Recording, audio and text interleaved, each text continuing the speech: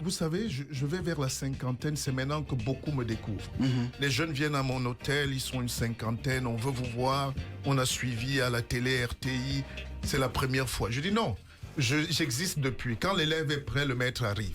Et en Afrique, on ne permet même pas déjà d'être élève, et après, il n'y a même pas de maître. Alors, pour le peu qu'on puisse utiliser le temps de parole, permettez qu'on produise du savoir, qu'on le donne.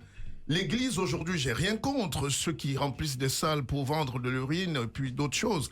Mais nous devons faire les temples du savoir. On ne m'a pas présenté une cité de la science. Vous ne pouvez pas en 2021 continuer à célébrer des gens qui s'arrêtent dans des carrefours et des serviettes pour dire que quelqu'un reviendra vous sauver. Il faut parler à cette jeunesse, il faut leur donner des codes, il faut initier une nouvelle ère de l'ingénierie de l'intelligence. Nous sommes passés d'ailleurs à l'heure de l'anthropocène, c'est-à-dire l'homme est devenu maître de sa vie, maître de la nature. Et c'est ce qui est écrit dans ton roman. Tu as sorti donc ce livre. C'est le 11e. C'est le 11e. Mais bien sûr. Waouh, t'es prolifique, hein? Mais qui lit? Les derniers livres qu'on lit. On fait partie d'une génération de Bernard Dadier. Oui. Un Africain à Paris, 1959. Climbier. Climbier, ouais. Vache Noire.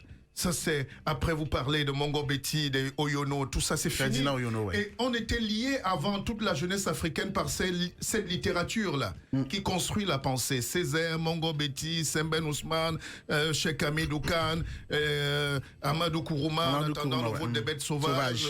Tout ça là, Allah n'est pas obligé. Mais après, l'écrivain est mort. Or, on ne peut pas construire un pays s'il n'y a pas la pensée. On ne construit pas un pays en tournant les reins. C'est pas Fali pour pas qu'il va venir développer les affaires ici.